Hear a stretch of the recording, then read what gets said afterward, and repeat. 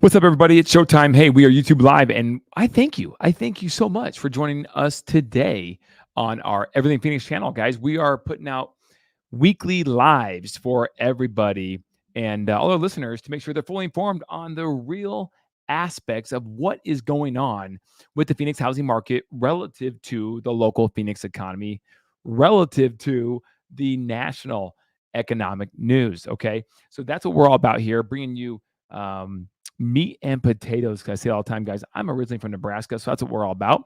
And we're not going to bring you the fluff. We are going to give it to you, the data, the raw data, facts over fiction every single time here, guys. So we're going to jump in today because right now, what is going on with the economy, the housing market specifically? We have less sales than we typically do this time of the year for the previous past years, nationally and locally here in Phoenix. So right now we are on track to have a slower year this year than we did even last year. And last year's home sales total count nationally was nothing to brag about or nothing to be excited about. So guys, if you don't mind just letting us know where you're calling from or listening from or watching from, I should say, that would be great. We'd love to help YouTube curate the content to our audience as best as possible. And of course, if you watch the replay, just leave a comment below. We'd be able to answer any questions you have. So we're going to jump in today. We're going to talk about home sales or the lack thereof.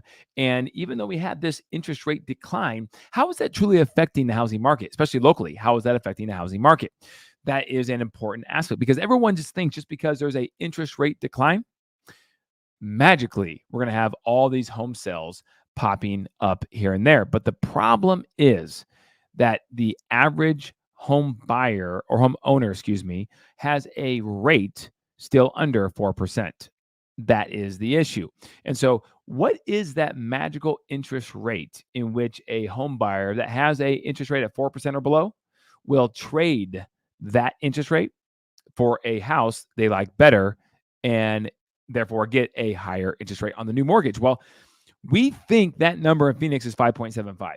That's what on this channel, what we've come to conclude based upon previous past data, that I think 5.75 is that number. Now, could it be 6? It certainly could. We're seeing some movement with that rate being a little bit lower now, down to 6.2 percentile. But if we get a 5 and then a 5 3/4, 5 and something, I think you're going to see the market open up a decent amount for Phoenix. Now, I cannot say the same for everywhere else across America because every market's different. And I think there's more demand in Phoenix than most other markets across America. That's what we're seeing, at least across the board. And therefore, if you have more demand, and we are going into our busy season as we head into the winter, just the opposite of most cities across America this time of year. So those two things combined makes me believe that the average person will trade around that high 5 percentile number, whereas the average homeowner across America is probably going to be lower than that. You're probably looking at more around the 5.25, 5 percentile number, maybe 5.5. I don't know, but I think it's going to be a little less than what Phoenix, the average person in Phoenix, decides to trade at. Okay. That's my prediction. We'll see what happens because according to what Mr. Powell says, the Fed chair, we're probably looking at another rate cut before the end of the year when they meet next time, November, I believe, 6th and 7th of this year. We'll see. But I'm going to share my screen, guys. We're going to jump right in like we always do because we're going to give you some of the facts from the horse's mouth, if you will. This is the Phoenix Business Journal. Domino effect. How the Fed's interest rate cut impacts Phoenix home prices. Well, a lot of this stuff right here on this article, we're going to not spend too much time on because it's pretty obvious, right? That they think that when you lower the rates, obviously more buyers will come out of the woodwork. And I think that is the case. But we're not seeing anything go crazy just quite yet. And of course, builders are continuing to bet on the market as well because they're continuing to make large land purchases to build, okay? Now, this is interesting. One expert expects Phoenix home prices to rise more than 8% by the end of 2024. This is crazy, but it's possible. Before the Fed rate cut, home prices in Metro Phoenix continued to moderate in late summer with home price growth slowing to 2.9%. So we're already positive. Let's be clear there, okay? From the 3.7 the month before, said the chief economist from Core Logic, okay? Year over year, home prices in Metro Phoenix increased 2.88% in July, according to the latest Core Logic study, okay? But that is compared against a 5% annual gain nationwide, the slowest annual growth nationally in 2024. It's clear that there are more anxious homebuyers waiting on the sidelines than ever before. The movement rates dip below 6%, we're likely to see a sudden and significant surge in demand driving up home prices. Okay, so guys, I think a lot of people are sitting there going, well, time out. I'm waiting for the houses prices to come down because affordability is an issue. And that is true. It is an issue for the vast majority of Americans. There's no question about that. But to all of a sudden think that because the Fed has to drop rates or maybe the unemployment rate is going up a little bit, that home prices are going to crash or come down significantly at all, I don't see that being the case right now.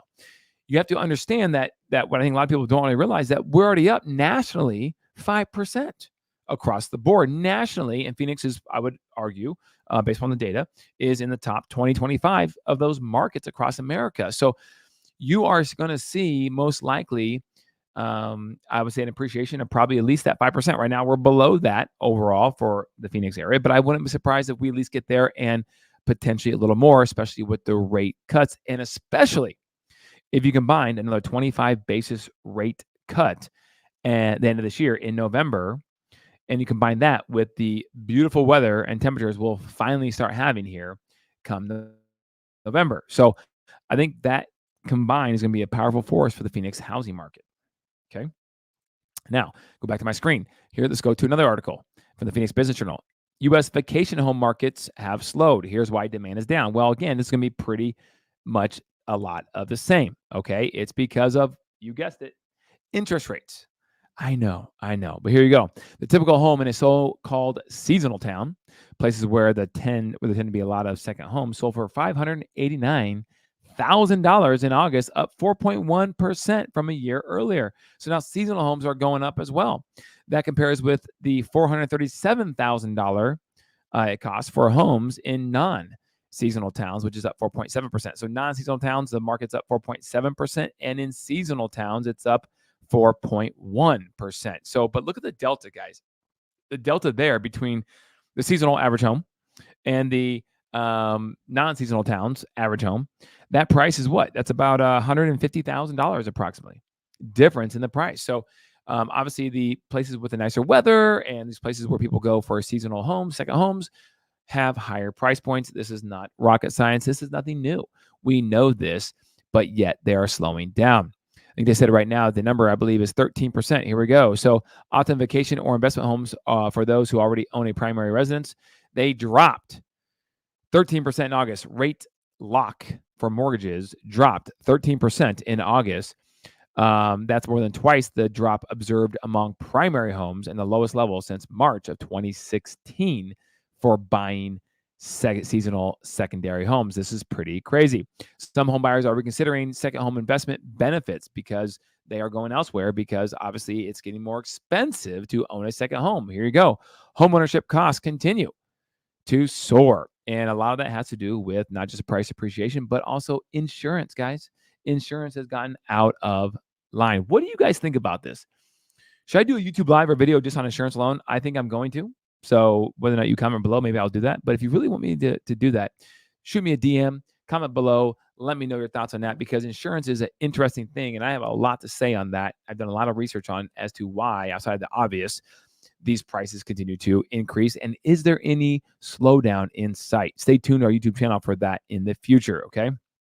Now, let's go to some positive news. Okay. I know we're not all doom and gloom. This is not all the sky is falling, but let's just check out the positive news. Again, from the Phoenix Business Journal, the housing crisis remains. No question. Affordability is an issue, but there are some signs of improvement. Well, what are those? Well, let's go look here. Here we go. Americans need to earn more than $115,000 to afford. There you go, Kelly. Get it out. To afford what's considered a typical home in today's housing market, $115,000. The good news, the price point is down from last year. That's the good news. Okay. I mean, you got to take your wins where you get it, guys, right? The data from Redfin found that falling mortgage interest rates have lowered the annual income needed to buy a typical home by 1.4% compared to last year. In 2023, Americans needed more than $120,000 in annual income to purchase a typical house with a 15% down payment that takes up less than 30% of monthly earnings. Okay. Redfin reports that using those metrics, the year's price point of $115,000 marks the first time homes have become more affordable than since 2020, thanks COVID. Okay. Housing affordability is improving for the first time in 4 years. So if you want to buy a home that you can afford to, now could be a good time because it's unlikely to become markedly cheaper in the near future. Many house hunters are waiting to see if mortgage rates fall a lot farther, but that probably won't happen anytime soon. Okay, now obviously you can choose to ignore this. This is one person's opinion. They have a lot of data behind their statements because it's a real estate company. It's a large one with a lot of venture capital behind it. But do you really think, guys, do you believe that home prices are going to drop over the next 12 to 18 months? Do you want them to, or do you really actually believe they will? Now, if you believe they will, please send me the article, the data on that article that shows why that possibly is. Because here's another reason why. I'm going to share my screen. Because here's another reason why I don't think it's going to happen. Because nobody in America wants Americans to have any short-term pain. Now, that's noble in concept, but is that realistic? And here's what I mean. Here's the Fed chief, Jerome Powell, right here speaking. And look at the title of this article. Powell, Fed will do what it takes to keep economy in solid shape. So what does that mean? Powell said if the economy unfolds as expected, the Fed will cut interest rates over time toward a more neutral stance. So guys, we now have the head of the Federal Reserve basically saying they'll do whatever it takes to make sure the economy stays stable. Well, that's great. You don't want to have this crazy crash or recession. Obviously, nobody wants that.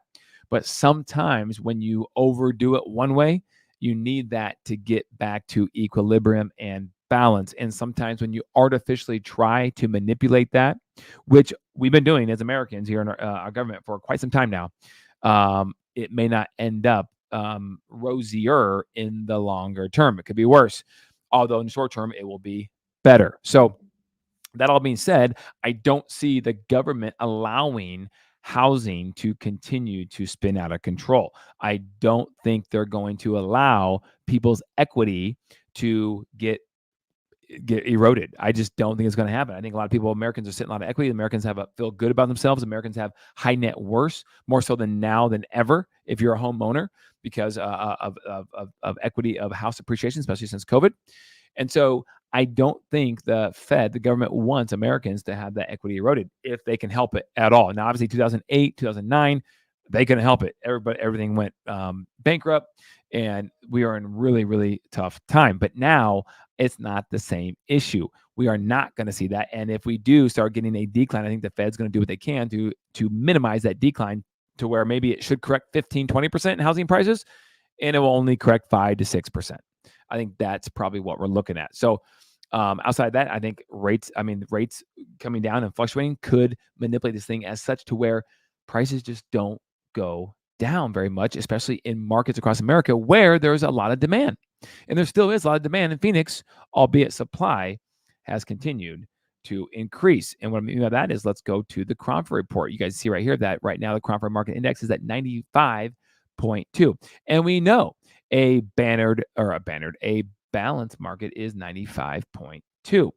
And right now it's between 90 and 110 as being balanced. And so we're right there in that balanced section, even though it's on the lower side of being balanced towards a buyer's market.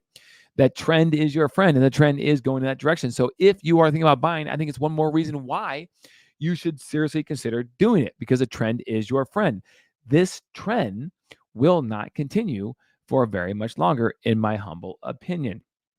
Obviously, no one knows, but let's look at some more data, what's going on with the Cromford report while we're here. You can see right here, there is the suburbs. You can see what's going on. You have almost equal across the board, green and red. You have some cities that are going up, some cities that are going down when it comes to price appreciation month over month. And it's interesting to see which ones those are. But if you are a buyer, maybe look at those red ones. Those red ones could be good because you can now get in at a good number. Okay. But let's go down to here. This is an interesting graph, I think. Okay. Here it says September 23rd, over the last 6 months, the average sales price per square foot chart has been full of sound and fury, signifying Nothing. Love that commentary. Signifying absolutely nothing, guys. And here's why. Here's what they say, because it's interesting. Wild gyrations taking up as almost from a $310 a square foot, then down to $278 a square foot, which is a price per square foot of what, $32 on the swing, which is a lot when you talk about price per square foot, suggested a lot more stress and strain than is really actually happening. We are now back to $292 a square foot, close to where we started at $296 in March of this year. The fact that the CMI is under 100 explains why we are seeing a slight downward drift overall. Okay. The main cause of these drastic moves is the lumpiness and the seasonality of the high-end luxury market. These sales can boost the price per square foot when luxury transactions are numerous and crater to it when they disappear. The median sales price is largely unaffected. That's why we go off median all the time, guys, by the high end, because there are relatively few sales at the top end, especially compared to the lower end middle class sales. The median sales price chart has a similar pattern, but the peak was 453 and the trough was 435. So a lot less swing. That's about a 20, not even $18,000 or so swing, as opposed to a $32 price per square foot swing, which is significant. The variation is only 4% from top to bottom, whereas the price per square foot average moved over 10%. Okay, so now you go back over here and you look at the median price point. You can see there is the swing. Now it peaked out up here at $480,000 for a median priced home in Phoenix back in May of 22. That was the height of the market. Then it dipped, it rebounded 23, and it crept up in 24, and it was most recently in August at 449, and now this month of September it's at 445. So it is actually down from August, although sales for this month compared to August went up. So that's interesting, right? You can see it right here. Actually, this graph I think is a good one. It talks about sales in September being up as opposed to sales in September last year at this time. There are 244 and there are 396, guys, 244 and 396. So what could that possibly tell you? That could possibly tell you that there is some maybe good news on the horizon, because last year we did not even have remotely close to as many sales that we've had so far in September to date. So this is really possibly encouraging news heading into Q4 of 2024. By the way, happy end of Q3 today, guys. Today's end of Q3, and we have just 3 months left. 3 months left in the entire year of 2024 before it's going to be the next year, 25. Man, time just flies, doesn't it? It is crazy how fast time goes. But let me share my screen and go back here, because there's some interesting things here. So we know that the active listings are up as well. So not only do we have a few more sales, but we have active listing counts up at 105. So that is in terms of an increase, right? So that is up. And now you can see over here, I want to go back to this monthly median sales price. That is interesting. Now, this is sales price. Let's go to monthly sales. So monthly sales calculated on an annual basis. Here we go. You can see right now that there were a lot back in here in 2013. There were a lot of REO, which is the orange, and a lot of short sales, which are the light blue. Regular transactions where homeowners have equity are in dark blue. And obviously the foreclosures and REOs have gone away by the wayside a long time ago. There's hardly any of these, but look at the annual sides. In 2021, there were 105,000 by December 21. Okay. 22, there were 80,000 for the year. 23, 68. And now we're on pace right now, currently at 65,000 sales in the Phoenix area for the year, guys. This is not good. I mean, even back in 2013, we had a lot. That was normal sales. We had over 90-some thousand right here. You can see 90-some thousand or so on the total sales volume for the year in Phoenix. So, guys, a lot of the trades, a lot of other industries are dependent on the housing market. So when you have a lot of these transactions, ever since the rates went way up, you can see right now there's a direct reflection, guys. Rates started creeping up in 2022, mid 2022, and look at the home sales. Just plummeted in terms of the amount of transactions transacting for the year of home sales. So this is a concerning part, and we hope this turns around, because if it doesn't, we're going to continue to see, honestly, higher prices, because if we have less home sales and less demand, then potentially we're going to see higher prices as long as supply stays low.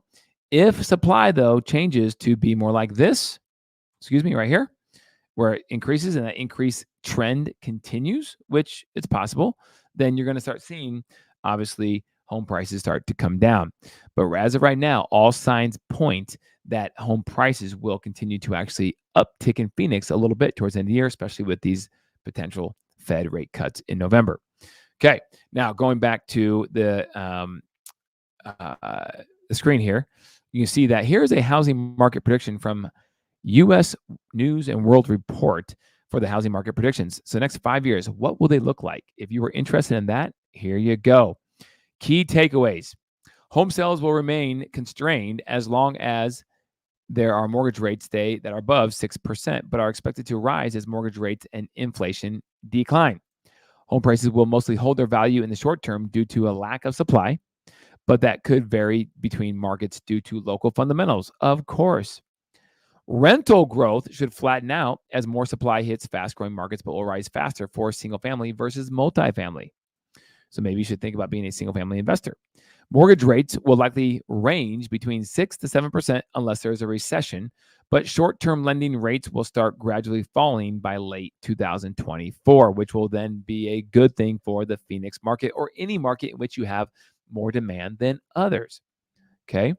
Over the next 5 years, as some trends accelerated by the COVID-19 pandemic begin to wane, other factors, including changing demographics, the rising costs of climate change, an increasingly unstable world, and the expansion of AI into the greater economy will also gain importance. Okay. So this is interesting, guys. And it gives a whole lot of things. But the main thing I wanted to talk about were these key takeaways. Okay. All right. Now let's go over a few more things. The average yearly mortgage rate for right now stands at 6.21%. Okay, 6.21% is not in the fives like everyone thought, although there is a potential if you are a well-qualified borrower and you pay a discount point or a origination point to your lender, there's a good chance your lender can offer you a rate in the fives right now on a 30-year fixed. Fun fact, okay? Also, this article, Big Data Week. What's upcoming for this week? Big Data Week with jobs report on Friday, guys. This is a big one because that's the next thing everyone's watching. If the unemployment rate continues to go up, you are going to see a more hawkish Fed response in their November meetings. But we'll see how that plays out, because if it remains neutral or equal than what it was last month, then maybe you'll see the Fed potentially not cut rates in November because they feel like it's starting to have a more balanced approach. We'll see how they interpret the data of all this coming up here in the very near future. Then a couple more things, guys. And then there's a new report. How I'll cover this later at a different date. But there's all these reports, guys, that are going on with the housing market. What's interesting is right now, did you know on a global scale, you have actually China is not doing well in the housing market. I'm going to hit on this just for a second because a lot of people are talking about what China's economy is doing, and it's not doing great right now, guys. So albeit U.S. economy is not the best either, it is looking really good in the housing market, especially in comparison to the other large countries and economies across the world. China's not looking good. They are actually decreasing rates significantly, as I believe last week or today even, to try to get people incentivized to buy more housing in China because they have a serious thing of deflation going on in their economy. So it's interesting. And because we're a global economy, all these economies are tied together. I just thought I'd bring that up because sometimes when you think, man, we're not doing so well, things are unaffordable, which they kind of are, there are other large economic countries that have large economies that are not doing great as well. So anyways, that's where we stand there. Let's see here. And then, guys, I'm going to say a couple more things here. Man, you know what? Right now in Phoenix, it's hot, and it's been hot. Last week we had 2 weeks ago, we had really good temperatures in the higher 80s, and now we are back up to 105, and we had a record on Saturday. I think it hit like 111 or 112, and it was hot. So we're not out of the woods yet in the heat, but it's going to be happening. Now we're getting to October, and then hopefully in the November comes. Oh, it's going to be glorious, right? We're gonna approach that season, even this next month of October, of awesomeness. I always say it all the time, guys. We have 2 seasons in Phoenix: hot and awesomeness. And for 8 months, most of it is awesomeness. And we are excited about that coming up here in just a month or so. Okay, I'm gonna share a couple more articles really fast with you guys because I think it's important. We like talking development news, and the Phoenix Business Journal is a great place for that. But really quick, so you know, the economy of Phoenix is still humming. More industrial development sales move through Phoenix, one of the nation's top market. So there are all kinds of industrial cells, but we are right behind Dallas. Okay. Second behind Dallas out of the 20 US metros with the top distribution and warehouse markets. And that is a good thing for our economy. Okay. Next thing, the Phoenix Mesa Gateway Airport Authority issues a RFQ for new aeronautical development. So, guys, this is a huge employment hub in the East Valley.